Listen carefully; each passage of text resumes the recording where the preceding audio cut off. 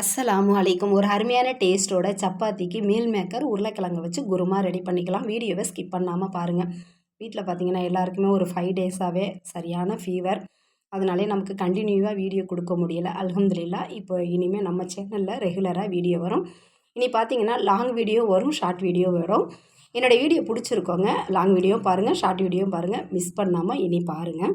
கடாயில் ஒரு 3 ஸ்பூன் அளவுக்கு ஆயிலும் சேர்த்துட்டு பட்டை, கிராம்பு, ஏலக்காய், கல்பாசியும் சேர்த்துட்டு 2 பல்லாரி வெங்காயம் நைஸாக கட் பண்ணி சேர்த்து, அரை ஸ்பூன் அளவுக்கு இஞ்சி பூண்டு பேஸ்ட்டும் சேர்த்து நல்லா பச்சை வாசனை போகிற அளவுக்கு வதங்கணும்.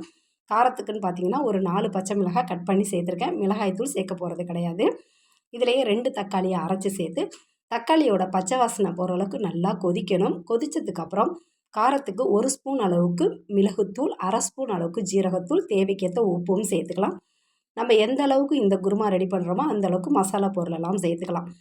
ஒரு 10 நிமிஷத்துக்கு முன்னாடியே ஊற வச்சுருந்த மீல் மேக்கரை குக்கர்லேயும் சேர்த்து ஒரு 3 உருளைக்கிழங்கை கட் பண்ணி சேர்த்து 2 விசில் விட்டு ரெடி பண்ணிக்கிட்டேன். அதையும் இந்த மசாலாவோட சேர்த்து ஒரு 5 நிமிஷத்துக்கு மசாலாவோட நல்லா கொதிக்கணும்.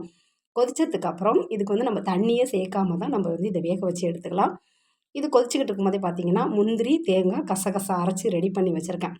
அந்த தேங்காவையும் ஊற்றிட்டு கொஞ்சமாக மிக்ஸி ஜாரில் தண்ணி கழுவி சேர்த்துட்டு ஒரு 2-3 நிமிஷத்துக்கு கொதிக்க வச்சுட்டு ஃபைனலாக பார்த்தீங்கன்னா கொஞ்சமாக மல்லித்தலையும் சேர்த்தோம்னா ஒரு அருமையான டேஸ்ட்டில் இந்த மீன் மேக்கர் உருளைக்கிழங்கு குருமா ரெடி ஆகிடும். கண்டிப்பாக ட்ரை பண்ணுங்கள்.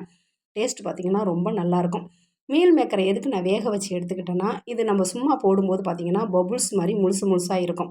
இந்த மாதிரி விசில் விட்டுட்டோம்னா கொஞ்சம் குலைவாகிடும். பிள்ளைங்க சாப்பிட்றதுக்கும் நல்லாயிருக்கும். டேஸ்ட்டும் பார்த்திங்கன்னா ரொம்ப நல்லாயிருக்கும். தேங்க்யூ ஃபார் வாட்சிங்.